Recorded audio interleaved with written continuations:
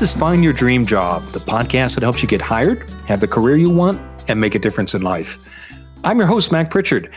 I'm also the founder of Mac's List. It's a job board in the Pacific Northwest that helps you find a fulfilling career. Every Wednesday, I talk to a different expert about the tools you need to get the work you want. Our show is sponsored by Top Resume. Get a resume that can help you find your next job faster. Go to maxlist.org/topresume.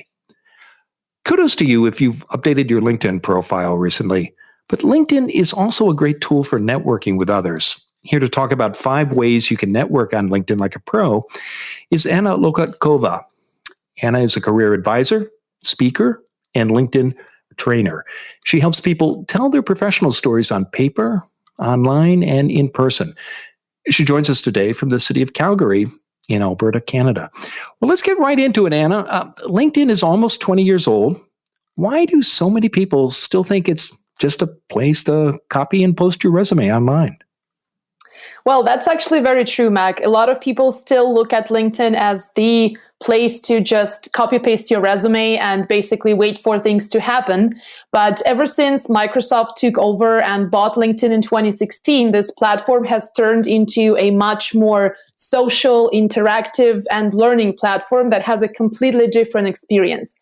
Unfortunately, for a lot of professionals, it is still kind of awkward to think of LinkedIn as a social media platform because we're used to thinking, well, when it's social, that means that it's Instagram and Facebook, and it's where we can share pretty much whatever we want. But on LinkedIn, everybody's kind of conscious that, I have recruiters and employers watching. So am I allowed to say things that are not related to my career? Am I allowed to express my opinions? Is anyone even at all curious or interested to hear my personal or professional stories? So it's been a big shift in terms of the experience of LinkedIn users. And unfortunately, a lot of people still need to catch up with realizing that LinkedIn has a lot more to offer than just a way for you to show your resume online. It's surprising for me to hear that you're hearing from professionals that they feel awkward using LinkedIn as a social networking platform because there are recruiters, because there are employers and hiring managers on the site, and they're aware of that. I would think that would be a huge incentive to network, wouldn't it? I would think so as well, but unfortunately, for many people, networking is still a very abstract concept, and especially if you're not used to doing it on a regular basis, if it's not something that has been part of your life and you've been conscious or aware of, a lot of people still attach quite a significant stigma around networking. And it usually has to do with it being more of a transactional game or, some kind of I need to offer something and get something in return, or I have to reach out to people I don't know and ask them for something. And that is a huge barrier for people, especially if it's something new, if it's something that you're not used to doing. So when in my work with most of the clients that I work with, I think that is definitely one of the biggest challenges or hurdles, if you will, to kind of shift that mindset and revise or revamp that understanding of what networking actually means in practice. Well, I know we're going to get to your pro tips in a moment. I'm glad you brought that up because what I'm hearing is that whether you do networking virtually or in person, the challenges are the same, whatever the setting. I do want to ask Anna about this idea because it's widespread, as you know, and I hear it a lot too. People think, well, if I just put up a great LinkedIn profile, my job is done. The employers and recruiters will find me. Why isn't that true? Well, it's only partially true. So, of course, you do need a great looking profile that, highlights your expertise and your strengths and really opens you up to the opportunities that you're interested in.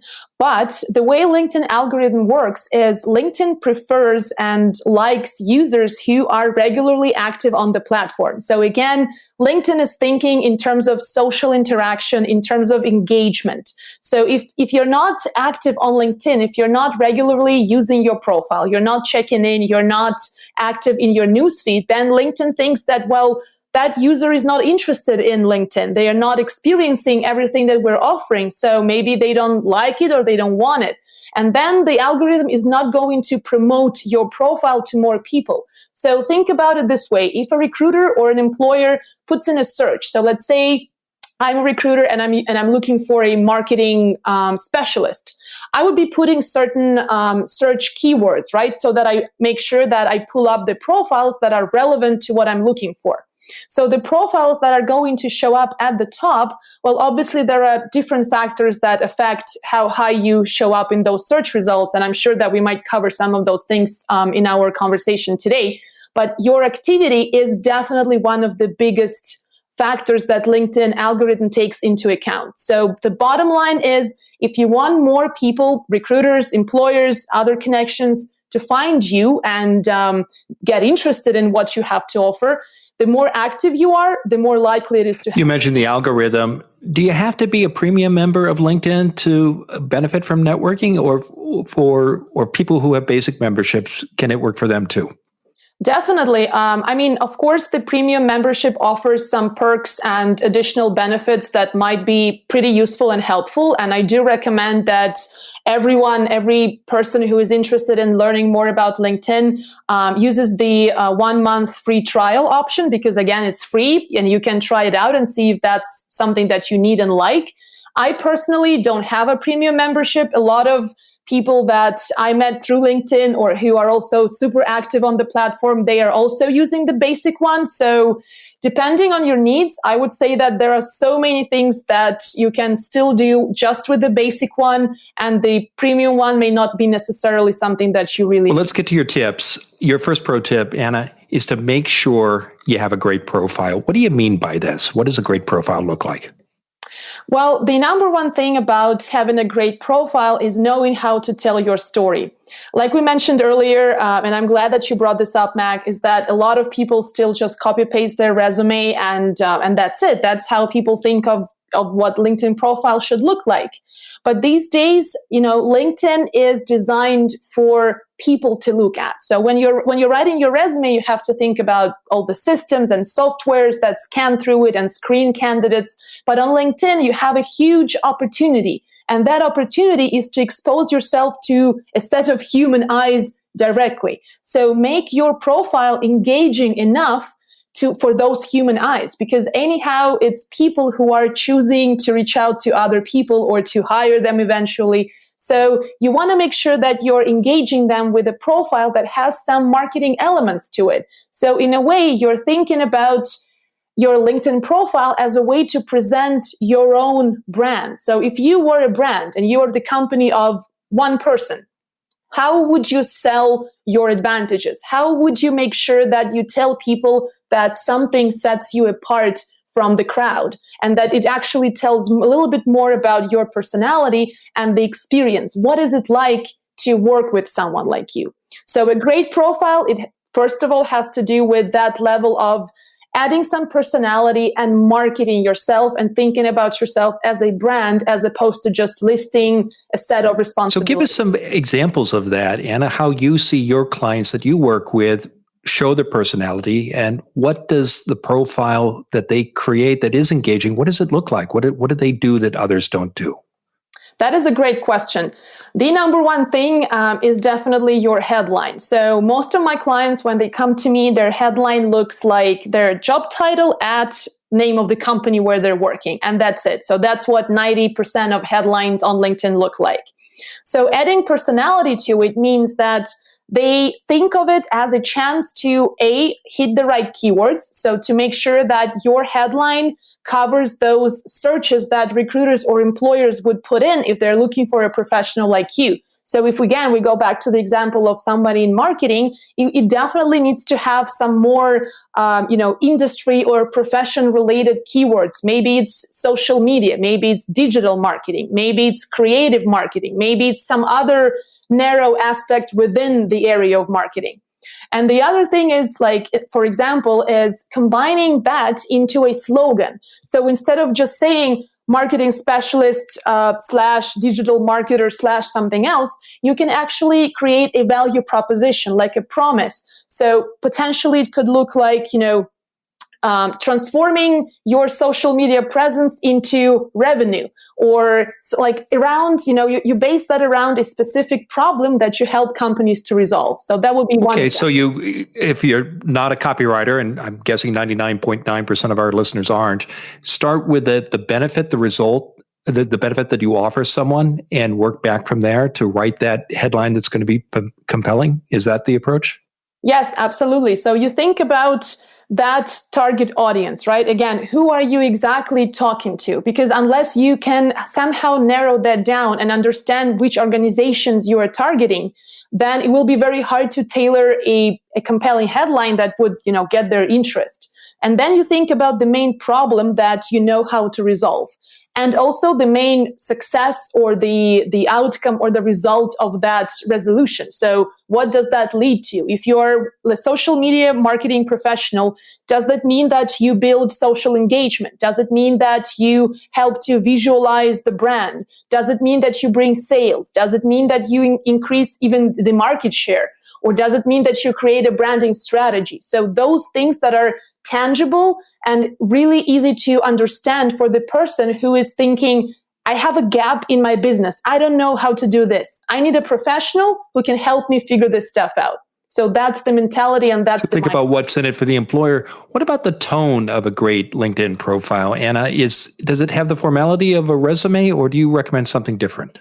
Not anymore. These days, it does not need to be as formal as a resume. Well, obviously, there are still certain standards, so you potentially wouldn't be able to make it 100% conversational, but at the same time, making it more human voiced. So creating that impression that you're actually in a conversation with another human being, that is definitely a huge trend on LinkedIn. And that goes for every single section of the profile, starting with the headline, the about section, every description of your previous roles. You definitely have some room for creativity and that human voice. And do you recommend writing in the first person, saying I, or like a resume, should it be in the third person?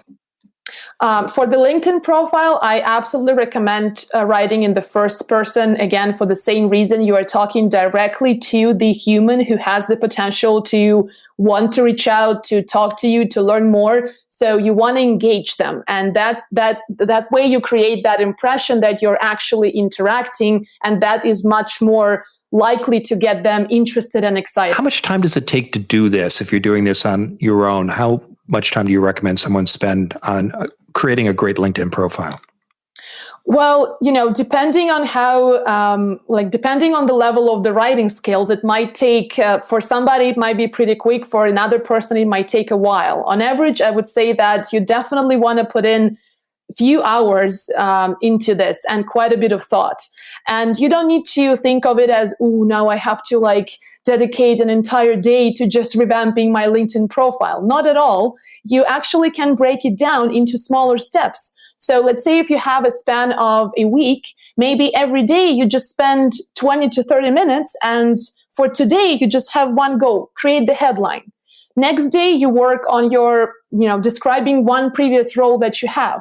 The next day, you work on the about section. So that way, it's a lot more manageable and kind of easy to progress through, as opposed to thinking of it as this huge, big chunk of time that is usually really hard for you to find if you're really busy. I want to take a break because we've talked about how to build that great LinkedIn profile that's going to attract people. And when we come back, I want to talk about how to engage the people that your new wonderful page attracts. So stay with us. When we return, we'll continue our conversation with Anna Lokotkova who is sharing her pro tips about how to network on LinkedIn. You can't have a career without a LinkedIn profile. An employer who can't find you on LinkedIn will assume you're not a serious candidate. And every job seeker needs a resume. You can't apply for a job without one. Are you happy with your resume? If not, talk to the professionals at Top Resume, our show sponsor. Since 2014, Top Resume has helped hundreds of thousands of people get hired faster. And it can help you too. Go to maxlist.org/topresume. In just 2 business days, you'll get a free review of your resume with personalized recommendations about how to make it better. Go to maxlist.org/topresume With help from Top Resume, you can create a resume that appeals to applicant tracking systems and hiring managers. That's because the experts at Top Resume know how the robots work and what matters to employers. Find out for yourself. Go to maxlist.org/topresume. Now, let's get back to the show.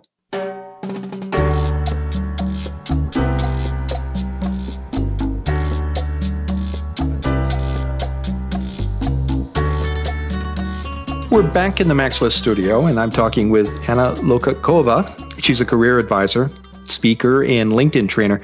Anna helps people tell their professional stories on paper, online, and in person. Anna, you've got 5 great tips for how to network on LinkedIn like a pro. We spent the first half of the show talking about how to build that great profile. I want to go through your other 4 tips because now that you're attracting people, you want to engage them. And your second tip is to not just connect with others on LinkedIn through messages, but through the newsfeed. Tell us more about what you mean by that, Anna. Sure. So for a lot of people, there's always the big question, what do I write to someone I don't know, right? So it's 100% cold message, and a lot of people hate that. So it's hard to find one person who likes cold calling or cold messaging. It's always awkward, and there are always so many unknowns. So before you get to that point, what if you actually look at your news feed and you start looking for opportunities to start those relationships and break the ice through the content that you see there? So let's say if you're following a few people who are thought leaders in your industry, whether they are local in the same location where you are, or maybe they are even in a different city or different country, doesn't matter. If they are in your industry, they are in your space and in that community. So you look at the posts or the content that they're sharing online, maybe it's videos, articles, short text posts, whatever it is. And then you provide your input by commenting under that content. And that helps you to expose yourself to those online conversations that are happening in the comment section. So what happens is anytime anyone looks at that post, especially if that post is getting popular, so there's quite some traction and you can see that people are liking, commenting, so that means that there's an engaged audience there. You want to be part of that conversation. And the more people look at what you contribute and how you can add value to that conversation, the more likely they are to, maybe ask you a follow-up question, or maybe just like your comment so that it moves to the top of that comment section. And that way you gain more visibility. So actually one of my clients got an interview this way. So she obviously took her some time to get that kind of level of exposure and visibility, but all she was doing is proactively engaging with content that she likes about the stuff that is relevant to her industry and her profession. And one day she made a really great comment under a post, and 2 people who were also part of that conversation, they messaged her and letting her know that, hey, we really liked what you had to say about this. This is the same way we look at this. Why don't we talk about it? And then she landed an interview, and then she landed a job offer. So if that's not networking, I don't know what is. That's a great story. Do you also find in the clients you work with that people target either companies or industry leaders that they want to build a relationship with and follow them on LinkedIn and comment on their material? Yeah, for sure. There's a lot of, there are probably a lot of people that might have something interesting to say about the topics that you care about. So for everyone, it's kind of, creating that list of target companies. So the companies that you ideally would love to work for, maybe one day, even if it's not today or tomorrow, and looking at the active users in that space. So again, if we go back to the marketing example, who are the thought leaders in that specific topic or that area of marketing that you are good at? What are they talking about? What are the main industry trends that are being discussed? So looking at all that and building up that newsfeed, because the more you engage and the more you show some reaction to content, whether it's just a like or commenting or sharing that content, the more LinkedIn understands, this is the kind of content that this person enjoys. So I should show him or her more of similar stuff. So that way you actually populate your newsfeed with the stuff you really like. And that's, a lot of the times people tell me, I don't even know how I can gain value from LinkedIn. Well, I engage with content every single day. And by now, like the minute I open my newsfeed on LinkedIn, there is a ton of value. But why? Because I talked to the algorithm. I literally told the algorithm, show me more of this. And anyone can do the exact same thing. How often do you recommend people go on LinkedIn during a job search, and how much time might they spend every day looking at the newsfeed? Well, I would say that definitely if you are actively looking, going daily is a good practice.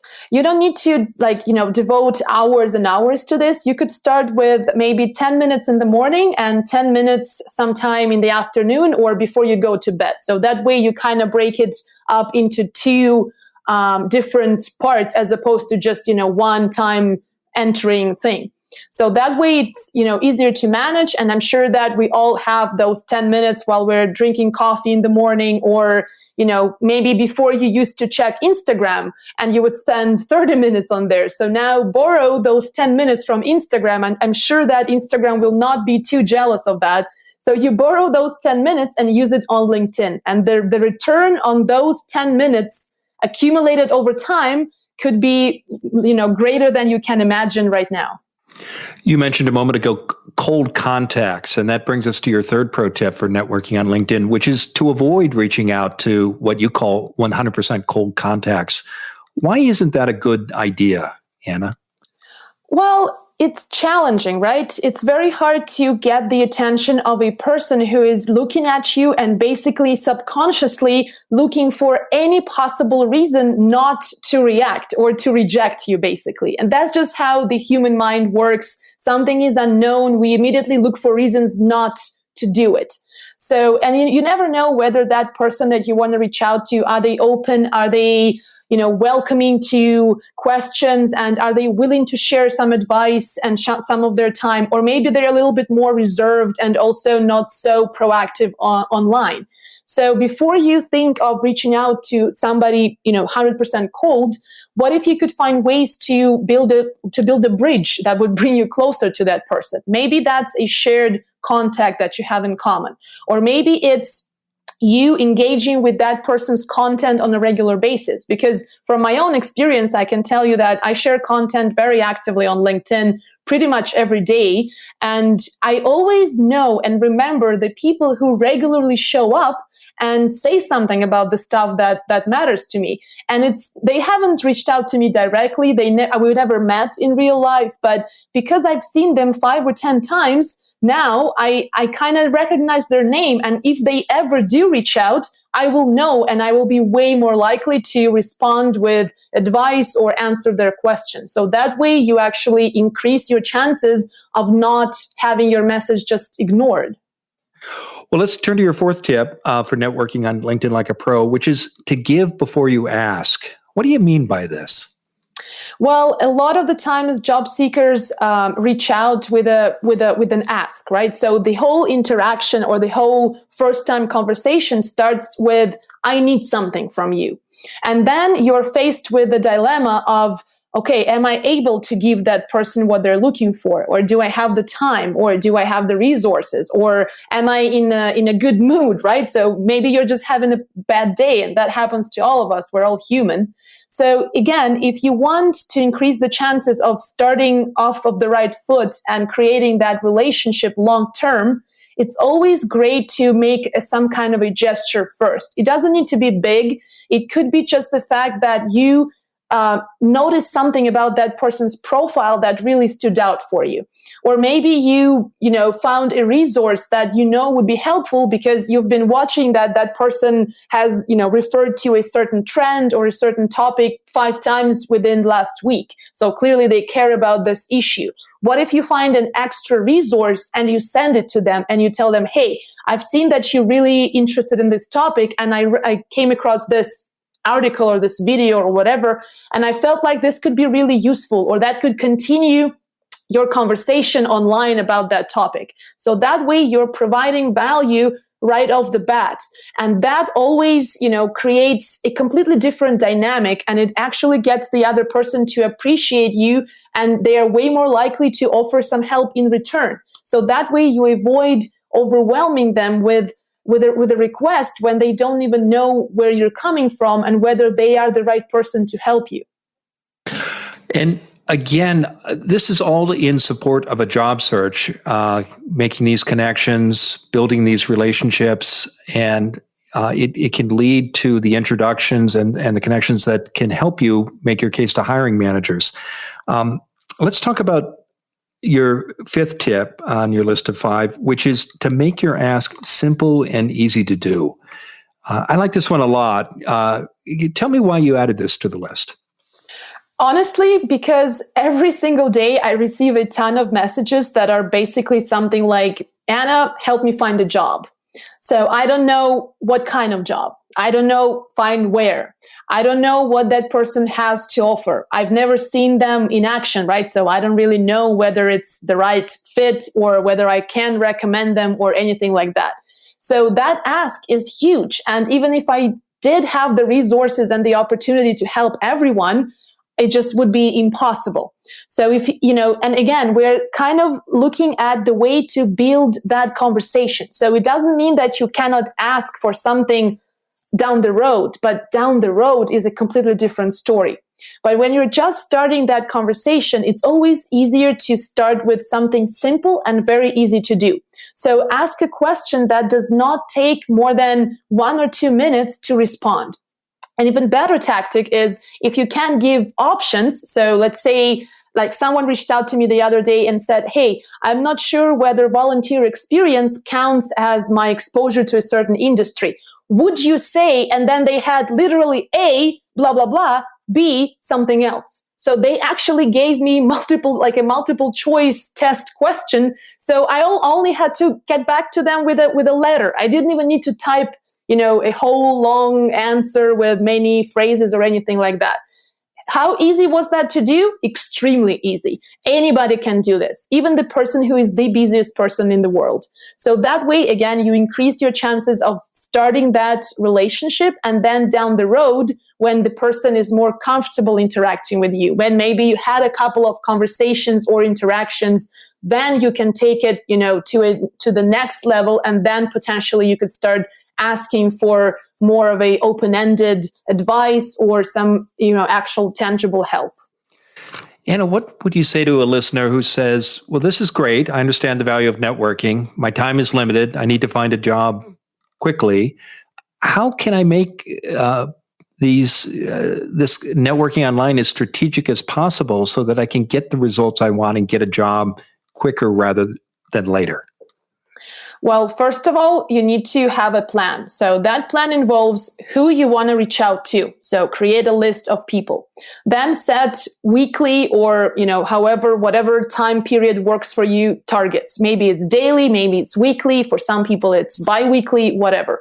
But that way you have something to check off your list. So if this week I contacted 5 people in my space who have exposure to ABC or who have worked at those companies, and those companies are interesting to me because that's the kind of companies I want to work for. So that way I make sure that, every next week I've reached out to more people. So that way I'm progressing through that, and that's how you start seeing results. Because for a lot of people, I know that it's always getting started. That is the hardest part always. And you think about this big task or this, and maybe you, like you said, you understand that it's valuable and useful and helpful, but you're like, oh my God, where do I start? This is such a big undertaking. Not really. If you have 10 minutes a day, and I'm sure that when you are actively job searching, you have even more than 10 minutes a day. You can do it. You just need to have specific people, specific messages, and you start checking those items off of your list. It's been a great conversation. Tell us what's next for you. Well, what's next for me? Definitely expanding my own coaching practice. So I'm offering a lot of different services to job seekers, and I'm always excited to have people from different industries and kind of different worlds. So that always makes the job, a continuous learning experience. And the other big project that I'm currently working on is Job Search Secret Weapon, which is an online platform with resources for job seekers. And I've partnered with 3 other amazing career coaches, my colleagues, my professional friends, and just wonderful people. And together we're building that platform and helping even more people who need help fast and want to get hired sooner. I know people can learn more about your business and the job search secret weapon platform by visiting cvlabs.ca. Now, Anna, given all the great advice you've had today about how to network on LinkedIn like a pro, what's the one thing you want a listener to remember? The one thing would be get started. However overwhelming or hard it may look, it's not that hard. If I can do it, you can do it. So just get started. And once you do, everything will just become much, much easier from there.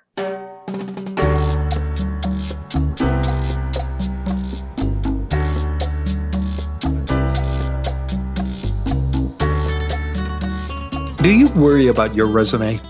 Get it reviewed for free by Top Resume, our show's sponsor. Find out what the experts think. Go to maxlist.org/topresume. And if you like this show, sign up for our free weekly podcast newsletter. You'll get all the resources mentioned and a transcript of the interview. Go to maxlist.org/show notes. Again, that's maxlist.org/show notes. Next week, our guest will be Chase Sterling. She's the founder of HHP Cultures. It's a consulting firm that improves individual and organizational well-being.